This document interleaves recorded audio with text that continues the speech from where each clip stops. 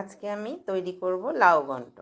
লাউ ঘন্টের জন্য লাউটাকে ভালো করে কুচিয়ে নিয়েছি, ধুয়ে নিয়ে অবশ্যই। তার সাথে লাগছে বড়ি, পাঁচফোড়ন, ধনেপাতা, আর লাগবে কাঁচা লঙ্কা। তো চলুন দেখা যাক কিভাবে তৈরি করছি আমি লাউ ঘন্টটা। তেল দিয়ে দিয়েছি, তেল গরম হয়ে গেছে। এখন আমি বড়িগুলো ভেজে নেব লাল করে।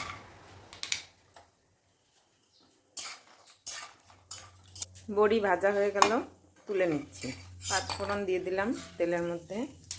ফোড়নটা ফেটে উঠলে তাহলে লাউটা দিয়ে দিলাম,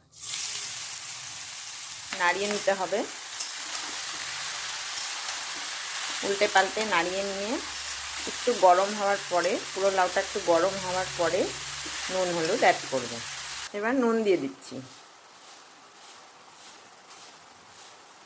হলুদটা আমি আরও পরে দেব, যখন একটু লাউটা সেদ্ধ হয়ে আসবে তখন হলুদ দেব। এখন ঢেকে দিচ্ছি আর গ্যাসের আঁচ কমিয়ে দেব, আস্তে আস্তে সেদ্ধ হোক।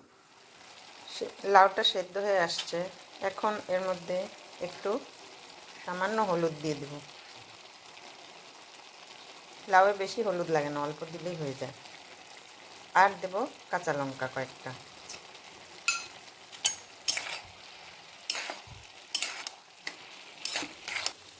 ধনেপাতা দিয়ে দিলাম, দিয়ে দিচ্ছি সামান্য চিনি। আবার একটু মিক্স করে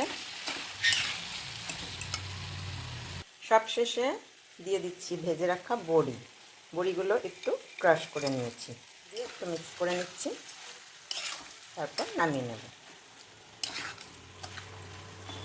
তৈরি হয়ে গেছে আমার লাউ ঘন্ট বিনা মশলায়। গরমের দিনে এরকম হালকা পাতলা লাউ ঘন্ট খেয়ে দেখুন। সবাই সুস্থ থাকবেন। টাটা।